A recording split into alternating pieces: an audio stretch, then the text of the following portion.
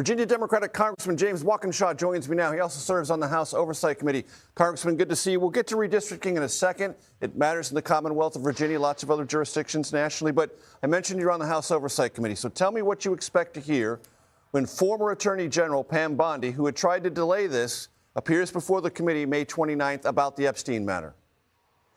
Well, I think she tried to avoid it completely, and thankfully we held her feet to the fire.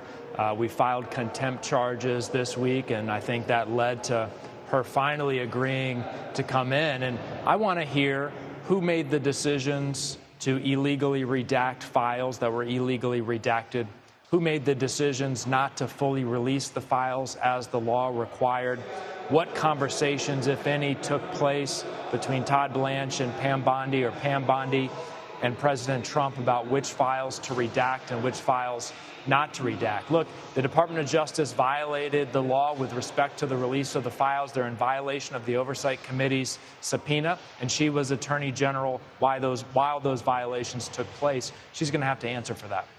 Congressman, you said it was a slap in the face for King Charles III not to meet with survivors of Jeffrey Epstein while he was making his trip to America. Did you have a higher expectation the king would visit with survivors or President Trump?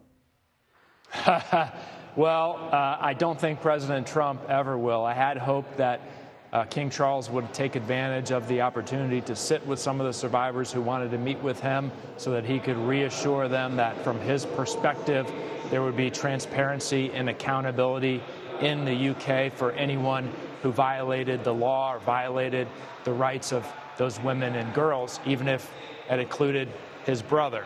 I think that was a missed opportunity. We should note, we're talking about Pam Bondi. She also had refused to meet with survivors in the wake of her testimony before Congress several months ago. Congressman, I want to ask you about the war costs. $25 billion said by the Pentagon yesterday. Our CBS News reporting today has said that's only half the war costs so far with Iran, up to $50 billion. Your evaluation of that number? Well, one, it's outrageous that the administration and Secretary Hegseth this week have not been honest with Congress, or more importantly, the American people, about the true costs of this war.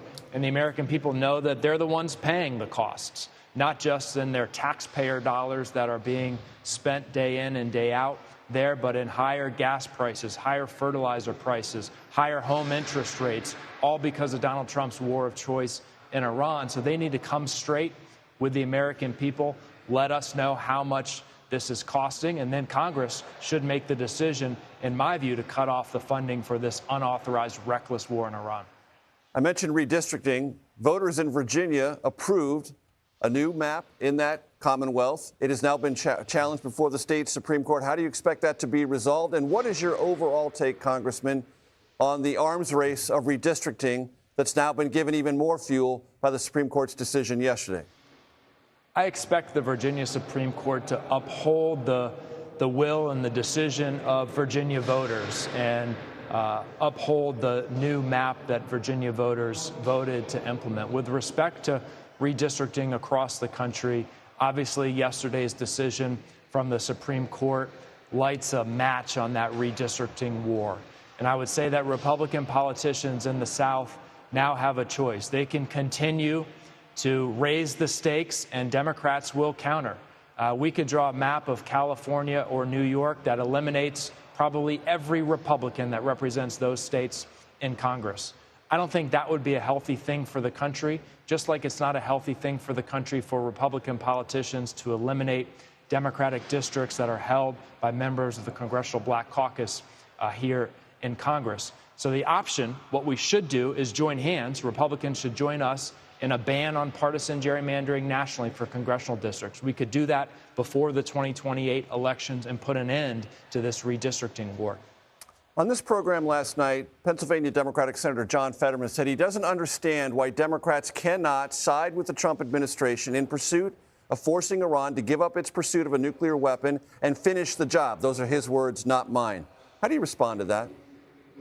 Well, I'd like to hear Senator Fetterman's plan to do that, just like I'd like to hear Donald Trump or Secretary Hegseth's plan to do that. There is no credible plan to get Iran to give up their nuclear weapons. I would love to see that. I would love to see a negotiation that leads to that result. That's not where we are. We're in the same negotiating position, perhaps a weaker negotiating position today than we were before the war. They're negotiating around the same elements. Is it a 5-year suspension or a 20-year suspension of their nuclear program? The only difference is they closed the Strait of Hormuz, and Donald Trump's under more pressure now than he was before the war. So we're farther away from a deal to eliminate their nuclear program than we were 2 months ago. What are your constituents telling you about gas prices? That they're too damn high.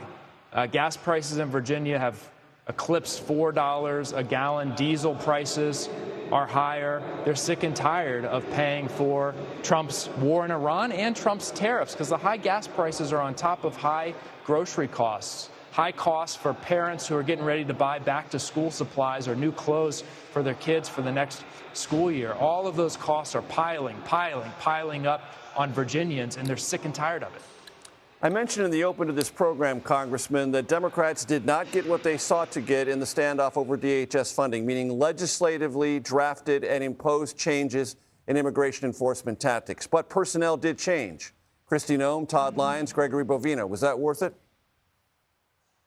Well, look, from my perspective, Democrats didn't force a shutdown of DHS. Republicans needed some of our votes. And Democrats like me said, if you need my vote to fund the Department of Homeland Security, you got to listen to my priorities and put some of these reforms in the statute. We didn't accomplish that in large part because of one guy, Stephen Miller, in the White House who doesn't want it to happen. We're going to continue to fight that. We might have to take that fight to the ballot box and try to convince the voters who I think are on our side on this issue that we want common sense reforms. ICE and CBP should operate like our local and state law enforcement without masks, with real use of force standards, with real professionalism that they haven't shown. Virginia Democratic Congressman James Walkinshaw, appreciate the time. Thank you. Thanks for having me.